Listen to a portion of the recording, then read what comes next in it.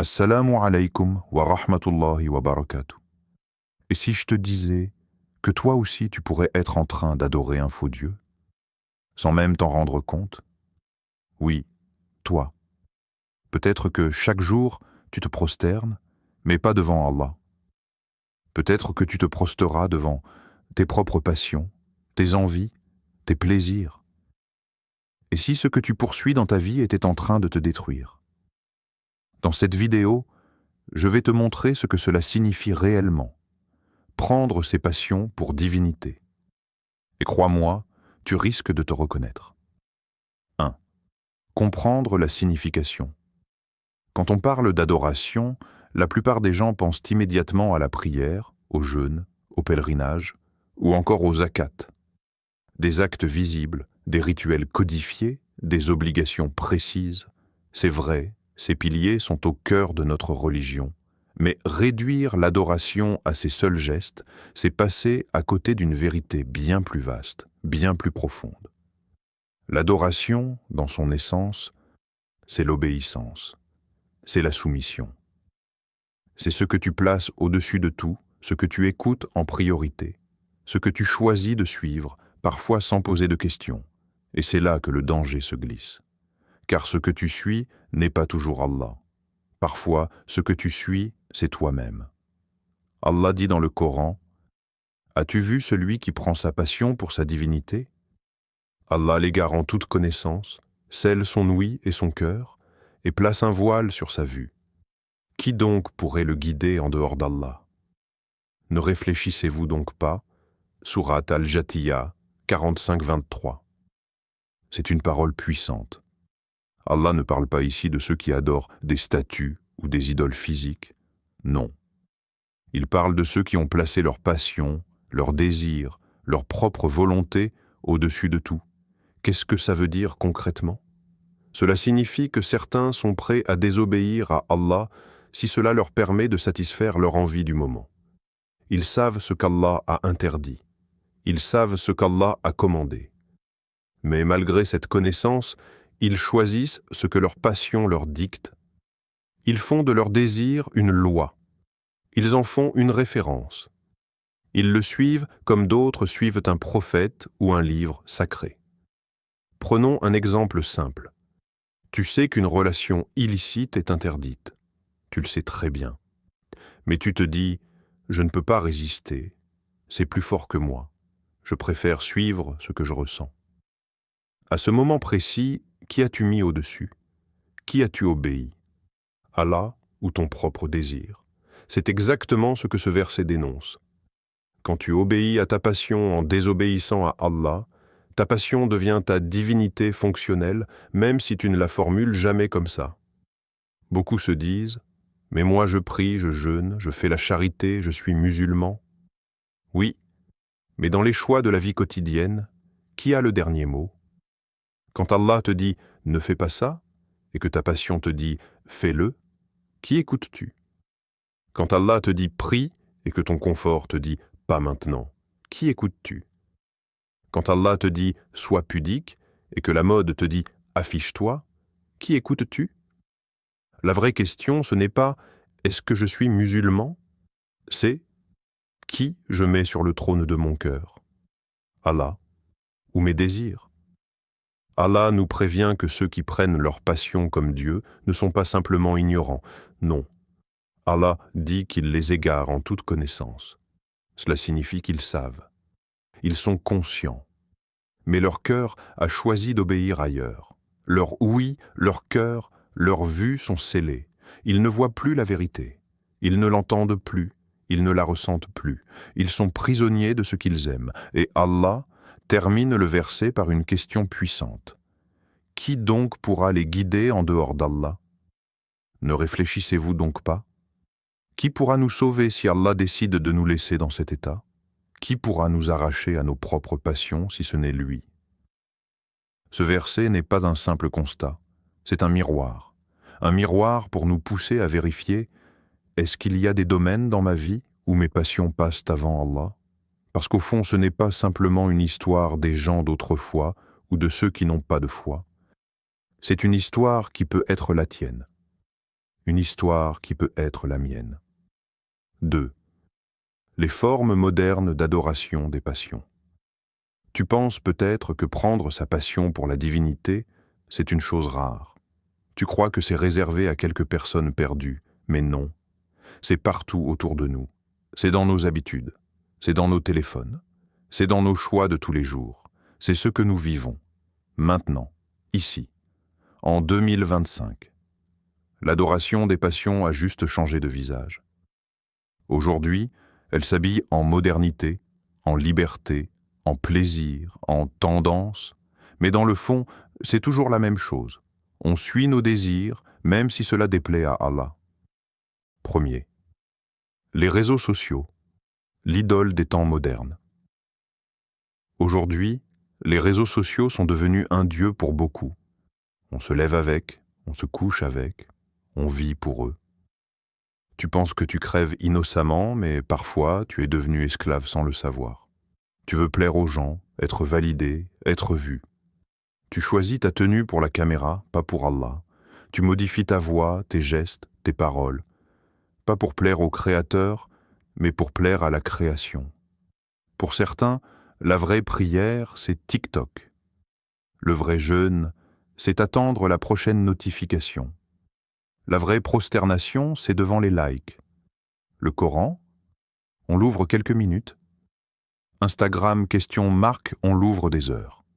On ne le dit pas avec la langue, mais on le vit avec les actes. Les réseaux sont devenus nos maîtres. 2. La course à l'argent, le dieu du portefeuille. Certains ne vivent que pour une chose, l'argent. Gagner plus, posséder plus, briller plus. Ils sacrifient leur temps, leur santé, parfois même leur famille, juste pour grimper dans la hiérarchie de ce monde. Ils savent donc que certaines affaires sont haram. Ils savent que certains contrats sont injustes. Mais la passion parle plus fort. Laisse, tu dois réussir. C'est ça la priorité. Ils sont prêts à tout. Riba, trahison, mensonge. Tout est acceptable, tant que le compte bancaire grossit. Le problème n'est pas de travailler. Le problème, c'est quand l'argent devient ton centre de décision. Quand Allah dit « stop », mais ton portefeuille dit « continue », qui écoutes-tu? 3. Le plaisir immédiat. Le culte de « je veux maintenant ». On vit dans une époque où tout doit être rapide. Tout doit être facile. Tout doit faire plaisir. Manger à l'excès, s'amuser sans limite, voyager sans se soucier du halal ou du haram. On ne se demande plus « est-ce que ça plaît à Allah ?» On se demande « est-ce que ça me fait plaisir? Est-ce que ça me détend? Est-ce que ça me donne des vues ?» Le plaisir est devenu une règle. Le plaisir est devenu une autorité. Le plaisir est devenu une divinité. On veut tout, tout de suite. On ne supporte plus la patience, ni la discipline. Mais le prophète a dit « le paradis est entouré de choses difficiles et l'enfer est entouré de plaisirs. » Muslim. Aujourd'hui, on court dans la direction des plaisirs, sans voir que le mur se rapproche. 4. L'amour interdit, la passion qui aveugle, l'une des passions les plus fortes et la plus destructrice, l'amour illicite. On sait que c'est interdit. On sait que cela peut nous éloigner d'Allah. Mais on continue. On s'attache. On s'autorise des échanges, des gestes, des relations. On dit « je ne peux pas m'arrêter, je l'aime, c'est plus fort que moi ». Mais l'amour ne justifie pas la désobéissance. L'amour ne rend pas le haram halal. Si tu es capable de désobéir à Allah juste pour satisfaire ton cœur, c'est que ton cœur a choisi une autre divinité. Tu l'as peut-être appelée amour, mais en vérité, c'est une prison. Toutes ces passions ont un point commun dans tous ces exemples, les réseaux, l'argent, le plaisir, l'amour interdit. On obéit aveuglément à nos désirs. On donne à nos passions ce qui ne revient qu'à Allah. L'obéissance est la priorité absolue. Et parfois, on le fait sans même s'en rendre compte. Parce qu'au fond, le plus grand danger, ce n'est pas de dire « je ne crois pas en Allah ». Le plus grand danger, c'est de dire « je crois », mais de vivre comme si Allah n'avait pas son mot à dire dans nos décisions. 3. Les dangers spirituels.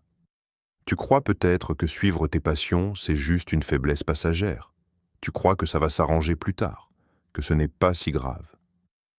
Mais écoute bien, suivre ses passions, c'est dangereux, très dangereux. Ce n'est pas une simple erreur, ce n'est pas un simple faux pas, c'est un chemin, un vrai chemin. Un chemin qui te conduit loin, très loin, jusqu'à te perdre. Quand tu obéis à tes passions, tu t'éloignes. Tu t'éloignes lentement, sans bruit, sans douleur immédiate. Mais chaque pas que tu fais pour satisfaire ton envie te fait reculer du chemin d'Allah. Et parfois, sans t'en rendre compte, tu es déjà loin. Très loin. Quand tu laisses tes passions te guider, tu changes de maître. Tu n'es plus un serviteur d'Allah. Tu deviens esclave de toi-même. Tu crois être libre. Tu crois que tu fais ce que tu veux. Mais en réalité, tu es prisonnier. Prisonnier de ton envie de reconnaissance. Prisonnier de ton besoin d'être admiré. Prisonnier de ton amour pour l'argent. Prisonnier de ton addiction au regard des autres. Prisonnier de ton désir immédiat. Et cette prison est la plus dangereuse parce qu'elle est invisible. Tu marches, tu ris, tu travailles, tu pries même peut-être. Mais à l'intérieur, tu es enfermé. Et Allah nous avertit de ce piège terrible dans le Coran. Allah l'égare alors qu'il sait et scelle son ouïe et son cœur. Surat Al-Jathiya 45-23. Ce n'est pas une simple chute, c'est un détournement. Allah décrit celui qui suit ses passions comme une personne dont l'ouïe est scellée. Il entend, mais il n'écoute plus. On lui parle de la vérité, on lui rappelle le halal et le haram, mais son cœur est devenu sourd. Les rappels glissent sur lui comme l'eau sur une pierre. Son cœur aussi est scellé. Il ne ressent plus la gravité de ses actes. Il ne pleure plus, il ne s'émerveille plus, il ne tremble plus. Il fait, il suit, il consomme. Sans jamais s'arrêter pour se demander « Est-ce que je suis en train de me détruire ?» Sa vue est voilée. Il ne voit plus les signes. Il ne voit plus les avertissements. Il croit avancer, mais il marche dans l'obscurité. Et la question est terrible. Qui pourra le guider après qu'Allah l'a égaré? Quand Allah décide de te laisser à ta passion, qui peut te sauver? Quand Allah te retire sa lumière, qui pourra t'éclairer? C'est un danger réel. Un danger plus grave que toutes les pertes matérielles. Parce que tu risques de perdre ton cœur, ton lien avec Allah, ton salut, ta vie éternelle. Beaucoup de gens tombent dans cette prison en pensant qu'ils pourront sortir quand ils voudront. Ils se disent « Je profite un peu maintenant. Je me reprendrai plus tard, quand je serai plus vieux, quand j'aurai le temps. » Mais le cœur, quand il s'habitue à suivre ses passions, devient dur, devient sourd, devient aveugle. Et plus le temps passe, plus la porte de sortie se rétrécit. C'est pour ça que les savants disent « L'adoration des passions est plus dangereuse que l'adoration des idoles de pierre. » Parce que celui qui adore une idole de pierre le voit, il sait ce qu'il fait, il peut se réveiller. Mais celui qui adore ses passions, souvent, il croit qu'il est encore sur le bon chemin.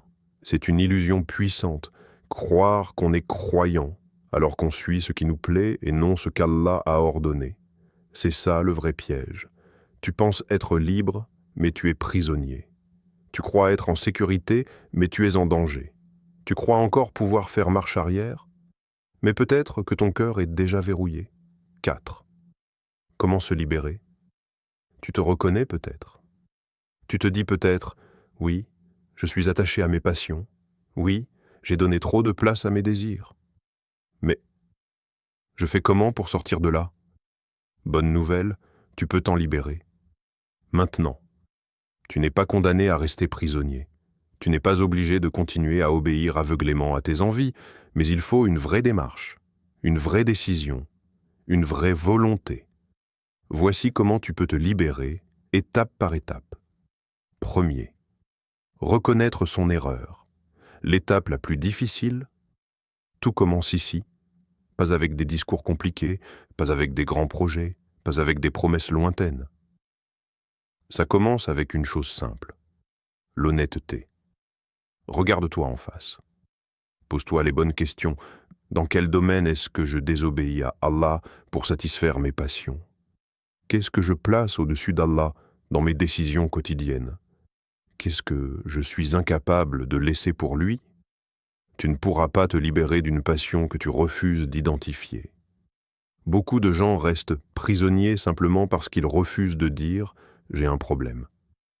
Reconnaître son erreur, c'est déjà avancer. Parce que celui qui cache sa blessure ne pourra jamais la soigner. 2. Se connecter au Coran. La voie qui te libère, tu t'es peut-être éloigné. Tu as peut-être déserté le livre d'Allah. Mais c'est justement le Coran qui peut te ramener à lui. Ce livre n'est pas seulement une lecture. C'est un remède. Un rappel qui adoucit le cœur. Un guide qui redresse les pas. Un miroir qui te montre où tu en es et vers où tu dois aller. Plus tu remplis ton cœur avec la parole d'Allah, moins il y aura de place pour tes passions. Quand le Coran revient dans ta vie, les désirs perdent de leur pouvoir. C'est comme une balance. D'un côté, tes passions, de l'autre, la parole d'Allah. À toi de choisir quel plateau tu veux alourdir. 3. Remettre Allah à la première place. Dans toutes tes décisions, il ne suffit pas de dire « Allah est le plus grand ». Il faut le prouver dans tes choix. La prochaine fois que tu devras décider entre ce qui plaît à Allah et ce qui plaît à ton ego, ce qui est halal et ce qui est haram, ce qui te rapproche d'Allah et ce qui t'éloigne de lui. Pose-toi cette question. Qui est mon Dieu dans cette décision? Est-ce Allah? Ou est-ce ce que j'ai envie là tout de suite? La liberté, c'est quand tu fais passer Allah avant toi-même. C'est quand tu acceptes de dire non à ton confort, non à ton plaisir, non à ton envie pour dire oui à Allah. 4. Apprendre à dire non à ses passions. La vraie force. Beaucoup pensent que la force, c'est de dominer les autres. Mais le prophète nous a appris la vraie définition de la force. Le fort n'est pas celui qui terrasse les gens, mais celui qui maîtrise sa colère. Bukhari. La vraie force, c'est celle qui se joue à l'intérieur. C'est dire non à sa colère, non à son orgueil, non à son envie illicite, non à ce qui déplaît à Allah. Et oui, ce n'est pas toujours facile. Tu vas tomber, tu vas avoir des rechutes. Mais chaque fois que tu résistes, tu muscles ton âme, tu renforces ton cœur. C'est comme l'entraînement physique.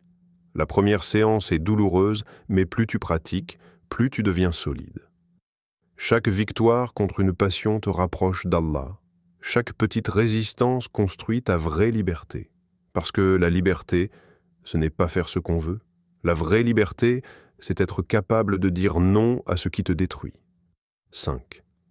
Un message d'espoir, style doux et inspirant. Peut-être qu'aujourd'hui tu te reconnais.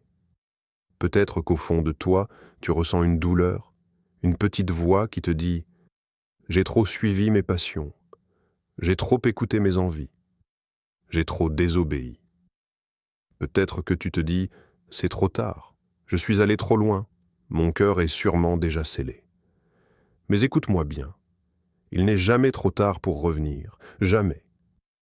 Tu as peut-être marché pendant des années dans la mauvaise direction. Tu as peut-être désobéi 100 fois, 1000 fois.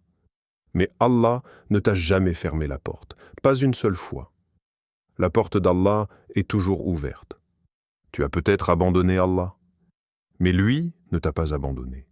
Tu as peut-être oublié Allah, mais lui ne t'a jamais oublié. Le prophète nous a transmis ce message bouleversant. Allah dit « Si mon serviteur s'approche de moi d'un empan, je m'approche de lui d'une coudée, et s'il vient vers moi en marchant, je vais vers lui en courant. » Bukhari, Muslim. Tu n'as pas besoin de faire 1000 pas. Tu n'as pas besoin d'être parfait pour commencer. Tu as juste besoin de faire le premier pas sincère, même si ce pas est maladroit, même si tu trébuches, même si tu recommences plusieurs fois. Allah aime ceux qui reviennent. Il aime ceux qui reconnaissent leur faiblesse. Il aime ceux qui luttent contre eux-mêmes. Tu crois peut-être que tu es sale. Tu crois peut-être que ton cœur est trop noirci. Mais Allah est Al-Ghaffar, le pardonneur. Il est Ar-Rahman, le tout miséricordieux. Il est At-Tawwab, celui qui accepte le repentir. Allah aime te voir revenir, même après 1000 chutes. Il aime te pardonner, même après 1000 fautes.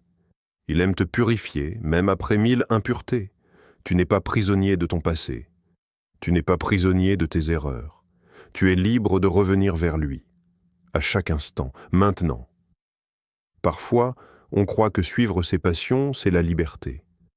Mais ce n'est pas vrai. La vraie liberté, c'est de se libérer de ce qui te contrôle. La vraie liberté, c'est de briser les chaînes de tes envies. La vraie liberté, c'est de n'être esclave que d'Allah. Être esclave d'Allah, c'est paradoxal. Plus tu te soumets à lui, plus tu te libères de tout le reste. Plus tu l'aimes, plus tu te détaches des passions qui te détruisent. Quand Allah devient ton centre, les choses qui s'écrasaient hier deviennent légères. Les choses qui te dominaient hier deviennent faibles. Tu retrouves une paix que rien ni personne ne peut t'offrir. Parce qu'au fond, ton cœur n'a été créé que pour Allah. Tout le reste ne te remplira jamais. Tout le reste te laissera toujours vide. Et le prophète nous a dit « Allah tend sa main la nuit pour que le pécheur du jour se repente, et il tend sa main le jour pour que le pécheur de la nuit se repente. » Muslim.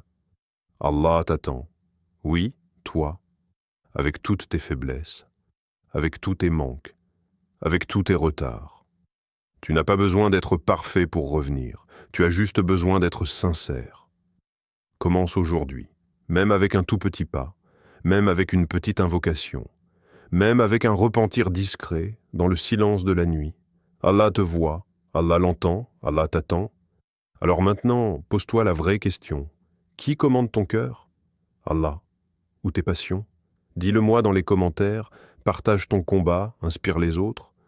Abonne-toi à Nour Vision si tu veux continuer à recevoir des rappels vrais, puissants et qui touchent l'âme. Et surtout, partage cette vidéo.